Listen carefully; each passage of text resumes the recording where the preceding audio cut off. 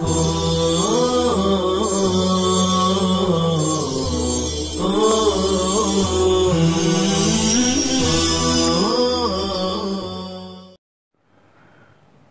لله رب العالمين والصلاة والسلام على سيد الأنبياء والمرسلين سيدنا محمد وآله وصحبه أجمعين۔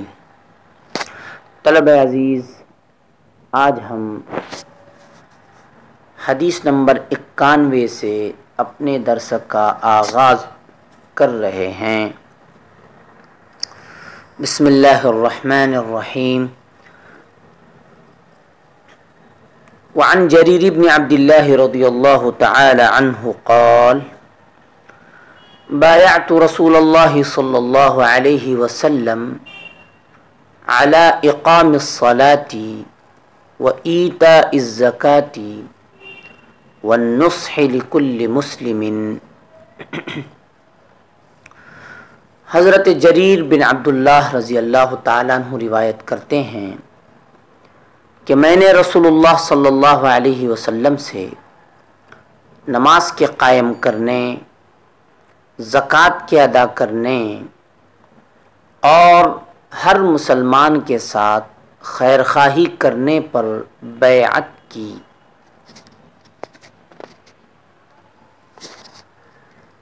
یہ حدیث مختلف الفاظ سے روایت کی گئی ہے، مختلف طرق سے منقول ہے۔ چنانچہ ایک روایت میں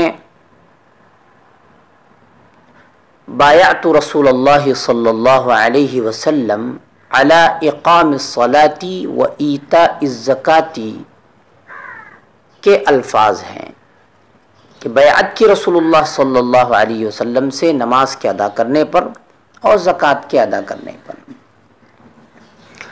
ایک دوسری روایت میں ہے بایعت رسول اللہ صلی اللہ علیہ وسلم علی شہادت ان لا الہ الا اللہ وان محمدا رسول اللہ واقام الصلاۃ وایتاء الزکاۃ والسمع والطاعۃ والنصح لکل مسلم۔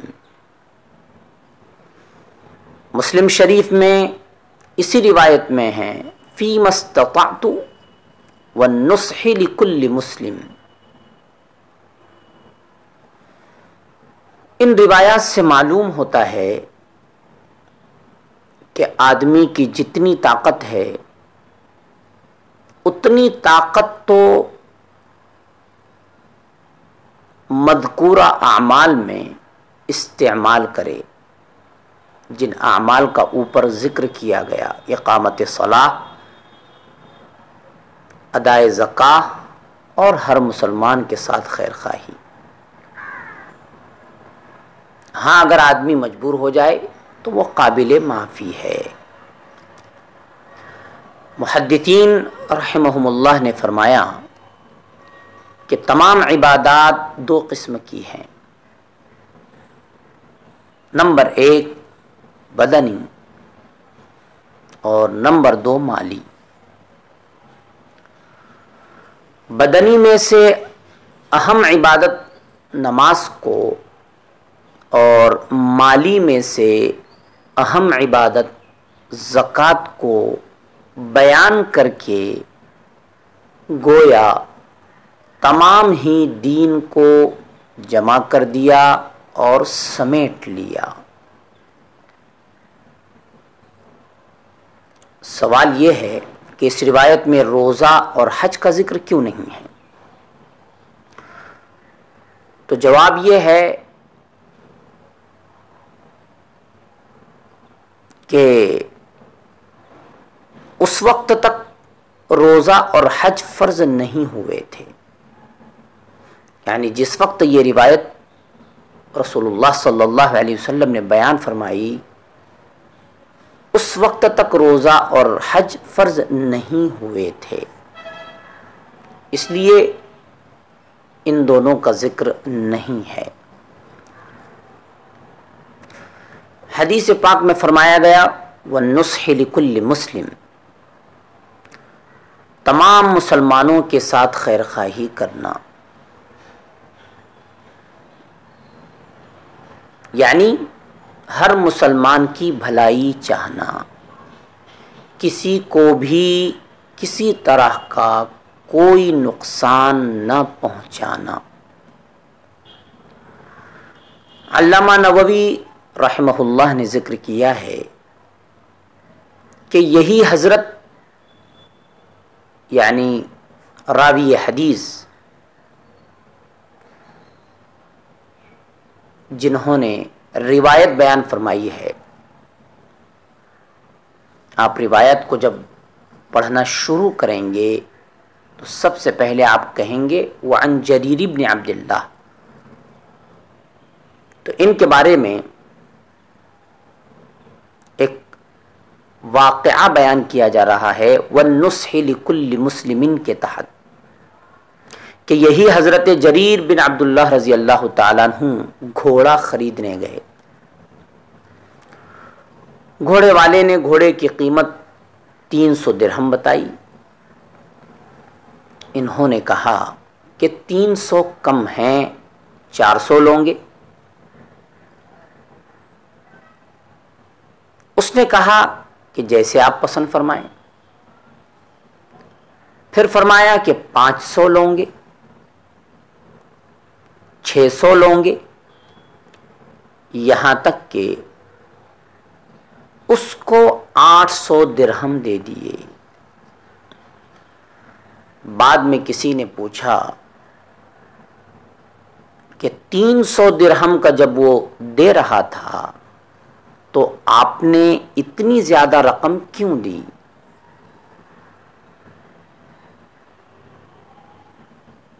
اصل قابل توجہ آگے والا جملہ ہے جو کہا جا رہا ہے۔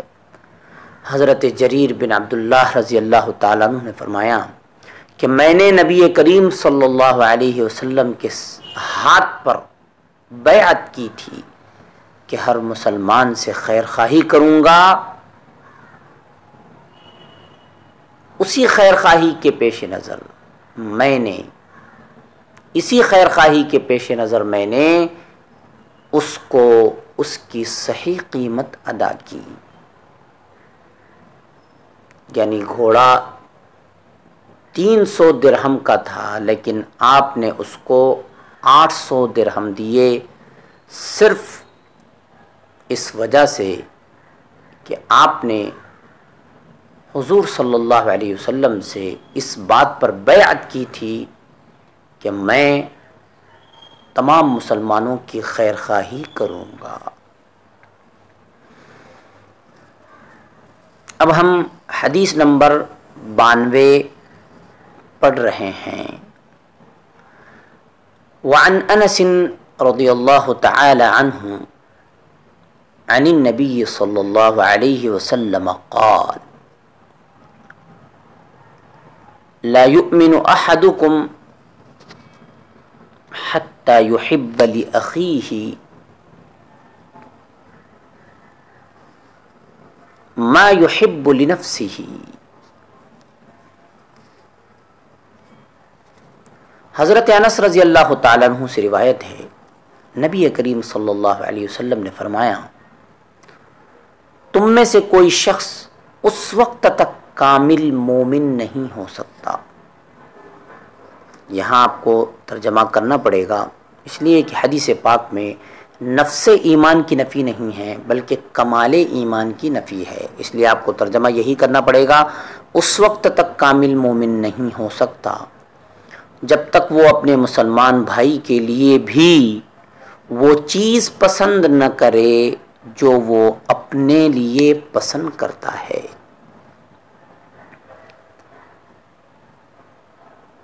یہ حدیث بھی مسلمانوں کی باہمی خیر خواہی کی فضیلت اور اس کی ترغیب کے بیان میں ہے۔ اگر مسلمان اس حدیث کے مقتضا پر عمل کر لے تو مسلمان معاشروں میں،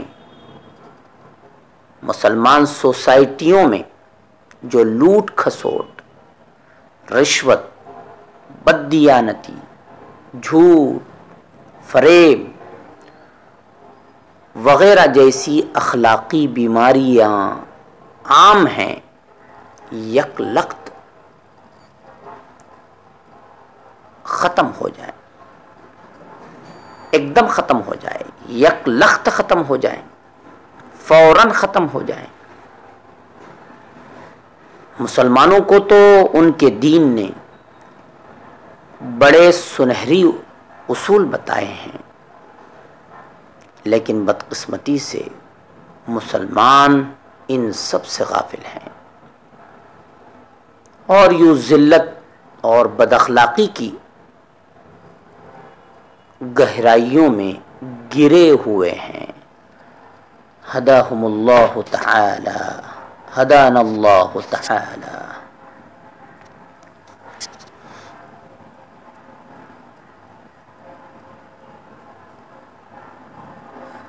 دنیا کی بھلائی سے مراد دراصل یہ حدیث بھی اور طرق سے دوسرے الفاظ سے منقول ہے، چنانچہ ایک حدیث میں ہے والذی نفس محمد بیدہ لا یؤمن احدکم حتی یحب لأخیہ ما یحب لنفسہ من الخیر، کہ خیر کی چیزوں میں سے جو محبوب ہے اپنے لیے اس کو اپنے بھائی کے لیے بھی پسند کرے۔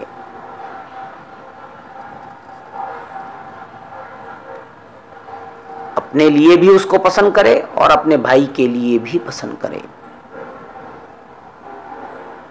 تو اس میں دنیا اور آخرت دونوں کی خیر اور بھلائی داخل ہے۔ دنیا کی بھلائی سے مراد دنیا کی بھلائی یہ ہے کہ عزت و آبرو اور نیک نامی اور خوشحالی کی زندگی نصیب ہو، مال و دولت اور اسباب و راحت حاصل ہو، نیک صالح بیوی اور فرما بردار اولاد کی نعمت ملے۔ آخرت کی بھلائی سے مراد آخرت کی بھلائی یہ ہے کہ نیک اعمال کی توفیق ملے، خاتمہ بالخیر ہو، اچھے اعمال پر خاتمہ ہو، قبر کی سختیوں اور قیامت کے دن کی باس پرسی اور دوزخ کے عذاب سے نجات اور جنت فردوس اور اللہ جل شانہ کا دیدار نصیب ہو جائے۔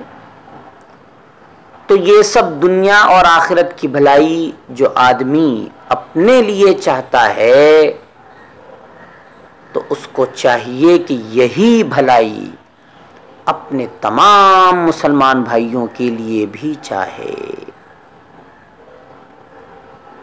اگر ایسا کرتا ہے تو اس کا ایمان کامل ہوتا ہے۔ علامہ کرمانی رحمہ اللہ شرح بخاری میں فرماتے ہیں جس طرح جو چیز اپنے لیے پسند ہو تو وہی چیز اپنے بھائی کے لیے بھی پسند کرو۔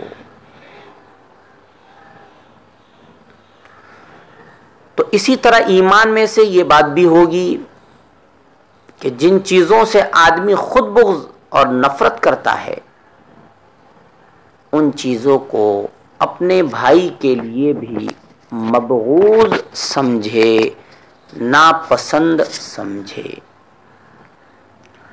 صلی اللہ تعالی علی خیر خلقہ سیدنا محمد وآلہ وصحبہ اجمعین برحمتک یا ارحم الراحمین۔